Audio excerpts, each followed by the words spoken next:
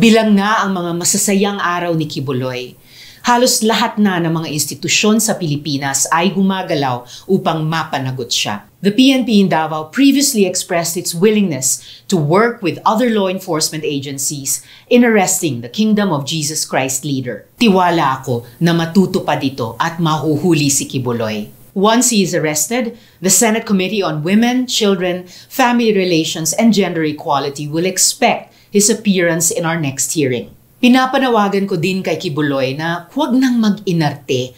Ang dami na niyang ginawa upang takbuhan ang kanyang obligasyon sa batas. He should just cooperate and properly answer the accusations hurled against him.